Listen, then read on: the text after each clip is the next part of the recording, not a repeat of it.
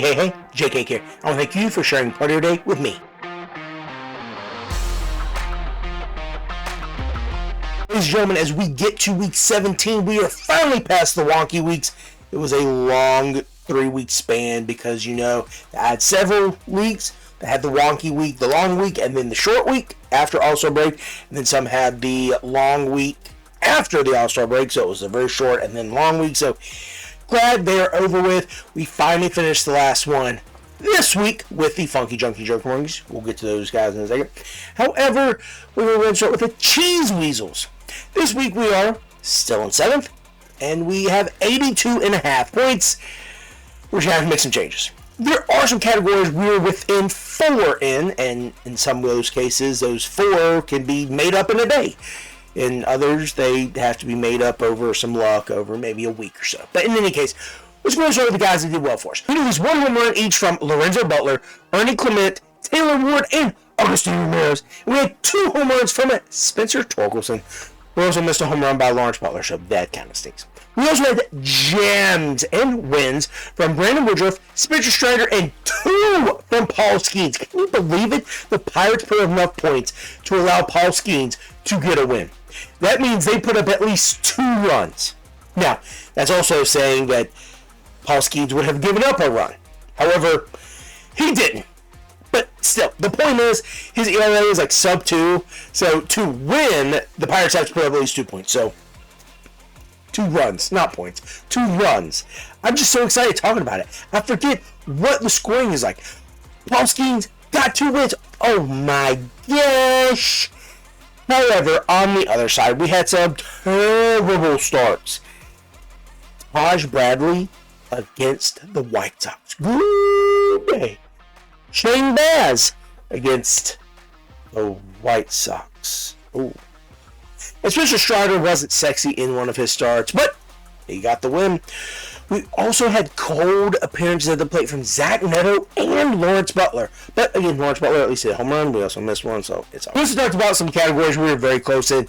I'm going to say the category and the number that we need as of Monday to pass the next person. So runs, we needed 3. Hits, we needed 1. Saves, we needed 4. And strikeouts, we needed 2. So we're very close to gaining some points. There are some categories we're still winning. Holds. And holds. So we're good there. Very happy about that. There are some that we're absolutely dead last in. ERA, whip, losses, blown saves. Okay, yeah, I just want to stop talking about the bad categories. So anyway, let's go ahead and move to the adds and drops. There were several adds and drops here that are mainly going to focus on pitching, and that's because that's the one we can most easily jump back into points with. Again, strikeouts are only 2 away. We probably can't hurt our ERA or whip anymore. So, I mean, and you know that because Mr. Chris Bassett got absolutely demolished yesterday. So, heads up for that next week. Oof. We picked up Shane Baz, terrible decision. Taj Bradley, terrible decision. Matt Boyd, great decision. We also picked Jesus Luzardo up for a matchup this week against White Sox. Oh no. Did I make a mistake? I don't know. We also picked up Tommy Kahnle, so that could be a mistake in itself again. We picked up David Robertson, who could be closing for the Phillies in the next week and a half. I don't know.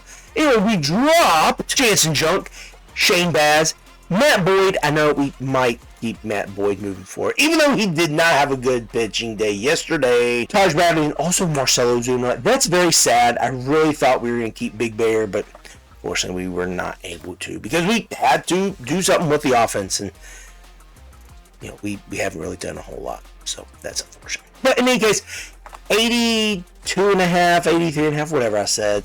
7th place. It's not sexy. We have finished within like the top 3 or 4 of the last 4 or 5 years I've been in it, so fingers crossed we can jump a little bit. Next, we'll move to the Kent Murphy Dingers. And there's not really much to update about this league because I had another just gaffe. I lost 4 categories to 5. Why? I don't know. Because I sat Lorenzo Butler and missed 3 RBIs. I missed out on the 3 RBIs that would have given me a tie. I sat Carlos Rodon, who, while did not do very well overall, he would have given me a win, and that would have tied us. All this just to say I pissed away Nick Kirk's amazing day That's right. I had him. I had Nick Kurtz. And I'm pronouncing it like that because if you remember back to, I don't know, several episodes ago, I talked about how the announcers were distinctly and specifically encouraged to pronounce his name Nick Kurtz. So, you wouldn't get mixed up with something else that you're not supposed to say. I'm not saying that as in like, oh, I'm not supposed to say it. I'm saying it as in like, that's a very bad word, so we do not want to say it, and people do not want to hear that. So, that's how I mean that. So, Nick Kurtz. He had a great week for us. 5 home runs, 11 RBIs, and scored 8 runs, I believe. Yeah. We lost runs. We lost RBIs. That pisses me off. We did have 2 runs from Shea Langeliers and Corey Seager. We missed a Shea Langeliers home run because we started Wilson Contreras. Another positive, though, we had 4 stolen bases from San Diego Chandler, and we had a gem complete game, 12 strikeouts from Christopher Sanchez. He is my new man crush. On the not so positive side, and definitely one of the reasons why I lost, we had terribly cold performances from Lorenzo Butler at the plate, Zach Neto at the plate, Riley Green at the plate. On the pitching mound, we had terrible performances, or at least bad outings, that did not lose us ERA or WHIP, did not get us more than enough saves. I had 1 save. What in God's name? My team was built for okay, next, whatever. Kirby Yates and Will Vest. So, Tommy Canley probably screwed that up for us, but yeah, that stinks. Other categories we lost. Wins, because of Rodon. We also dropped Jeremiah Estrada, so heads up, surprise, that's on the rise and drops. He would have gotten a win a little later in the week. So, missed a home run by Langeliers, missed a home run by Butler, and we also had dropped Henriquez for the Marlins. Yeah, of all people, he would have gotten us, I think, a win or a save, one of the two. But anyway, would have tied or won that category. So, I'm so mad. Get to the adds and drops. We do have one big caveat we'll say for the end. However, we did pick up Jeremiah Estrada, Nick Kurtz, yes, he was still available, Kirby Yates, Sir Anthony Dominguez, and Tyler Rogers. Why'd you pick up Tyler Rogers? Well, going into the last game of the week, I had the opportunity to potentially grab a save because Duvall and or Walker would have blown it or not even gotten the opportunity. So I picked up Rogers. Yeah, it didn't help any. So, cool. On the other side, we did, in fact, drop Jacob Wilson. That was very sad. However, he had not done much of anything for me the last 2 weeks. And I know we had the All-Star week, but yeah, just unfortunately had to drop him. Let's drop pitchers Enriquez, the closer for the Marlins, Jansen Junk, Jeffrey Springs, and also Jeremiah Estrada. There was a trade. We were able to make a trade with another guy in the league, and I gave up Corey Seager, Reese Olson, and Ryan McMahon, along with the 2nd round pick, because that is where I got Corey Seager. So if this individual wanted to keep Corey Seager in the 2nd round, he would have a 2nd round pick to do so, and an extra 2nd round pick to do with whatever he likes. I received Eugenio Suarez, Mason Miller, and the 17th round pick, which is where I could keep Eugenio Suarez if I would like to. So, after the 2 days it was processed, Eugenio Suarez got hit in the hand and went 0 for 4. Maybe it was 0 for 3. But anyway, he didn't help my team, so that's unfortunate. But whatever, man. We made the trade. I'm happy about it. I feel good. As long as people would stop hitting Suarez in the hands. Stop. He got hit in the right hand. No, the left hand, the All-Star game, and the right hand by Will Vest. Come on, aren't the Tigers trying to get a 3rd baseman? What are you doing? By the end of the day, I am 9-5-2. That's super frustrating. I dropped to 3rd. Still number 1 in my division, but oh my gosh. It's ridiculous. It's so annoying as I lose by like the smallest of margins. Like I lost by like 2 strikeouts a few weeks ago. Lost by this week, a save or a win or an RBI or something like that. It's so annoying when I lose because it's so close but so far away. Anyways, enough talk about the negative. Let's talk about some more positive. Let's move to the Fantrax League with the Funky Junky Joker Monkeys. This week I came out with a big win, 618 to 598. This was the end of the wonky week, so that is a little higher score than what we usually have. However, I should have lost. I absolutely should have lost because the guy that I was playing against only started 13 pitchers. You can start with the elongated week. I think we had up to 18 pitchers or something like that. So yeah, super frustrating, man.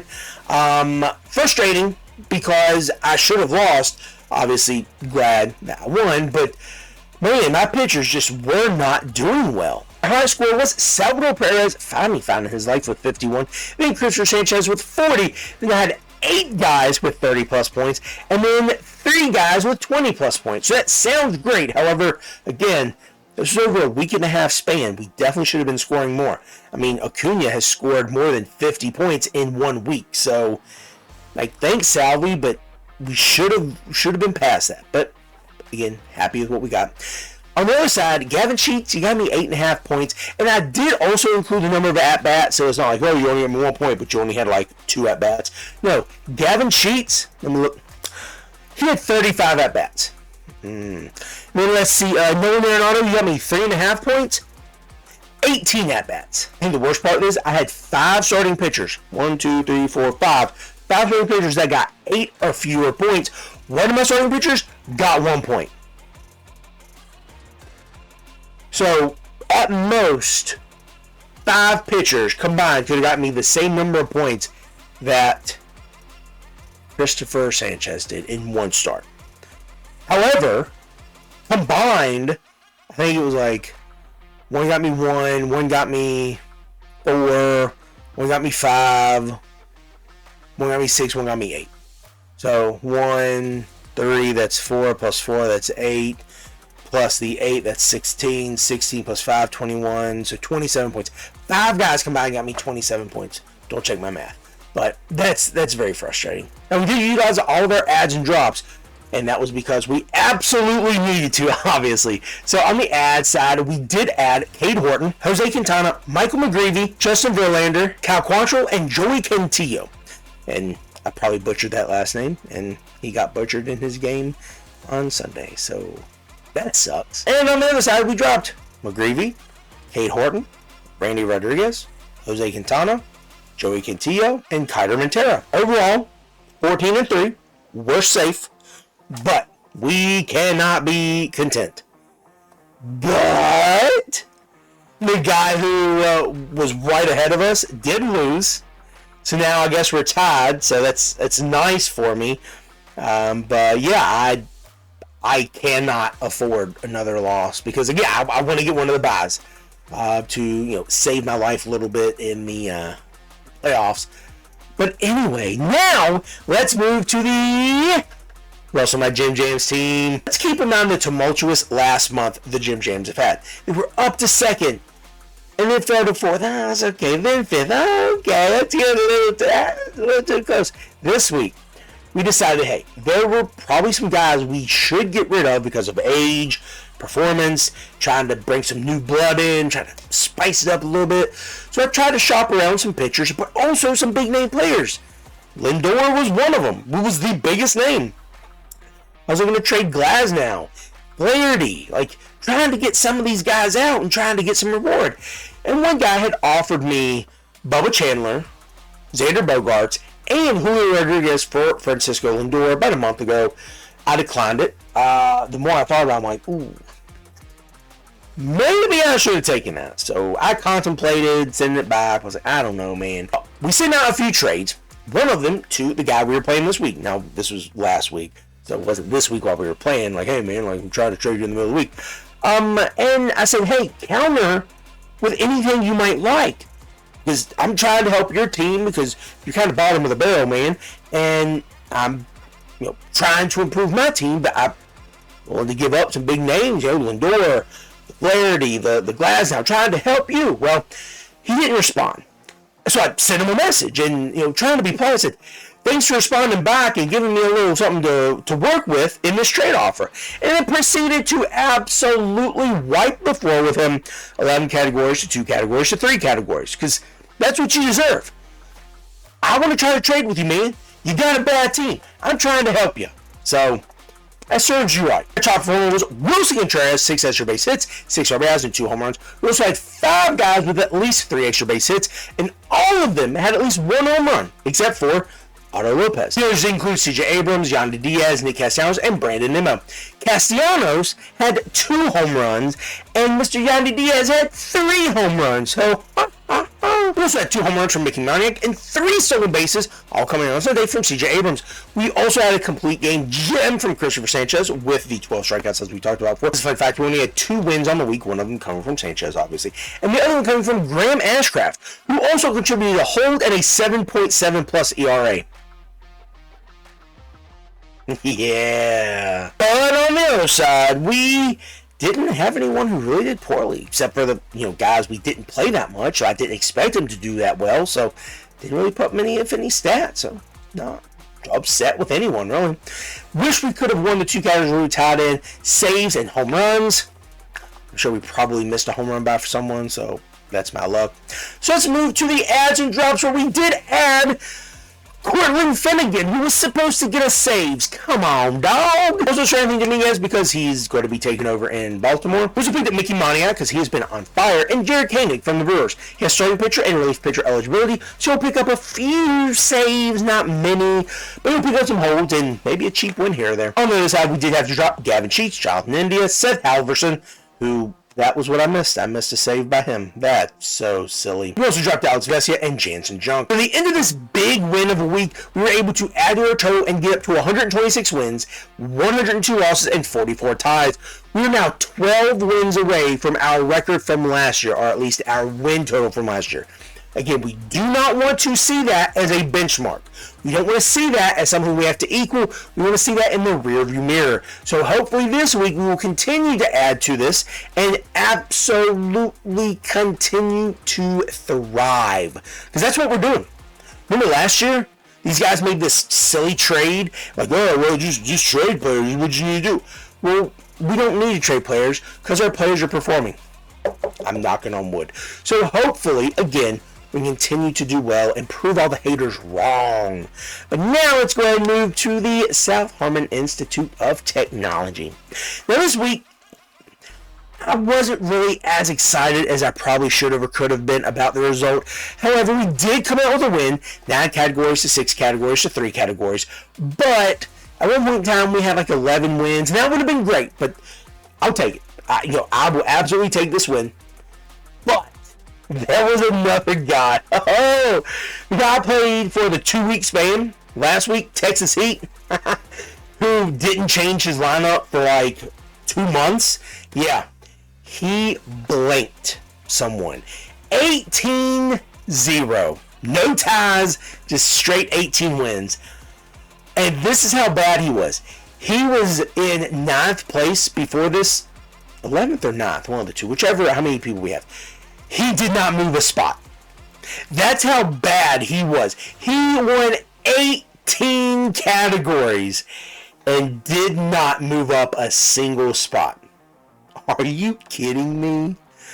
Had I lost to that guy, I would have quit baseball. Oh my gosh, that was nerve-wracking. But yeah, that was a highlight of my week. Top 4 was Salvador Perez with 17 total bases, 3 home runs, and 6 RBIs. Then Bryce Train with 11 total bases. Did not expect that to come from him. 4 RBIs and 1 stolen base. So wow, contributed a little bit of everything, which could have got some home runs though. Also between Francisco Lindor and Taylor Ward, each of them had at least 10 total bases, 1 home run, and 4 RBIs. Francisco Lindor had 2 stolen bases, and Taylor Ward had 5 walks. So we also need to talk about CJ Abrams and his 3 stolen base day on Sunday. All 3 of those very talented guys for us. Moving to the pitching, Brandon Woodruff pitched some gems. 11 strikeouts and getting a win. But of course, Christopher Sanchez was the main attraction. Complete game. 12 strikeouts and the win. That's awesome. On the other side, we had some guys who definitely could have done better. However, do want to put in context. Nolan Arenado, you got 1 total base. You also only had 1 start. Yandy Diaz, you only had 2 total bases, but you only did have 1 start. Will Vest, you gave up 2 runs in relief. That stinks. And we did not start Jake Flaherty on Sunday against the Tigers, and you pitched great.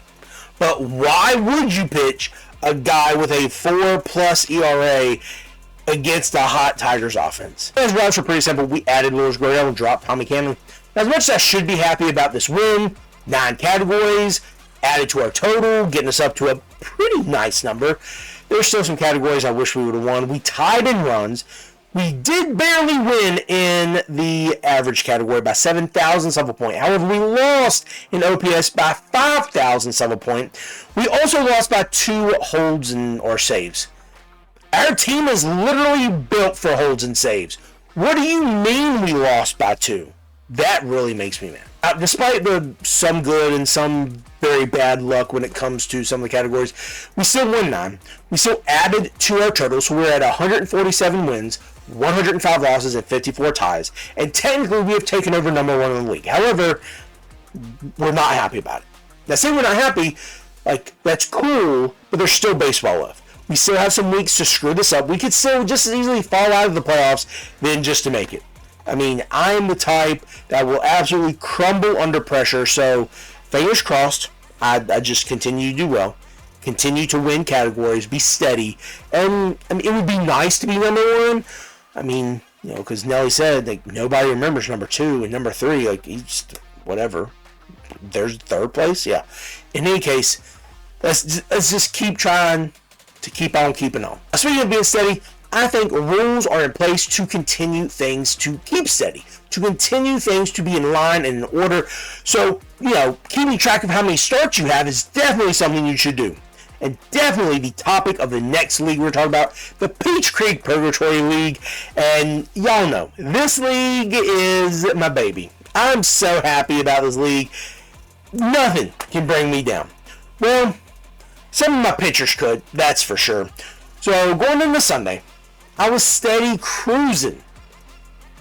Still losing by 200 points. But you might think, dude, you're losing by 200 points. What are you happy about? Let me tell you. We only have 12 starts in this league. Not the wonky week where you get an extra few. This is a 12-start week, regular week, right? Well, my opponent, he hit 12 on Friday. He had 8 more pitchers between Saturday and Sunday. I'm like, oh my gosh. And I didn't say anything to him. So he starts these players, and dude, one of them's Kevin Gausman. The other one's Noah Cameron. Oh, goodness. He had 30, 40-point games. So I'm like, what? Oh, my God. And I don't know how the guy over this league does the penalties. There's a penalty enforced, and then I don't know how he does it. But usually guys go over 1 or 2 starts. This guy went over 8. 8 starts. I'm like, oh, my gosh. I've never seen someone go over this many. So I'm waiting to score over 1,500 points because, penalties or whatever. So, technically, the score was, let me check. Me, 785. Him at 989. So I'm like, oh my gosh. There would be so many points added. Nothing. He had the audacity to tell me those starts didn't count. What? They were in your starting lineup. Like, where are you seeing that? So I take screenshots and send them to me. Oh, those don't count. What? What do you mean they don't count? Of course they count. You started them. They were in your starting lineup. You started them. No, they hit the max. Right. So why do you still get points? First one, they didn't get points. Okay, it's a start. So why doesn't he get penalized? I mean, other guys got penalized. This one guy got penalized 75 points for 2 extra starts. So I'm thinking again, I'm going to get 1,000 points. No, nothing. Not a single thing.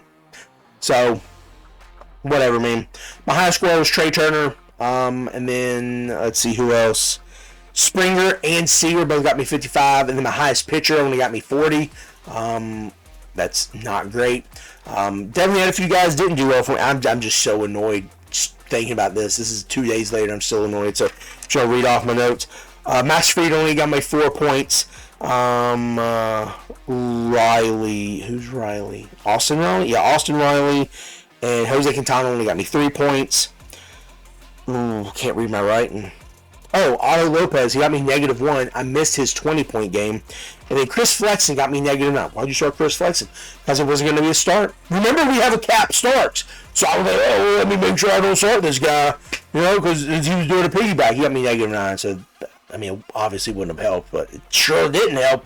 Made me look good on Monday. Oh, God. Anyway, the highs and drops, I'll list them on here. I'm still so annoyed. Like, it's a start, right? It's a start. He's in your lineup. It's a start. Anyways, man, I'm now 14-3, and the commissioner, who just happened to be the guy that was tied with me, somehow tied. I don't get this. Tied at like 947 points or something like that. So it would have blown me out of the water. But he tied. That's coincidental. So now he's half a game ahead of me. He's 14-3-1.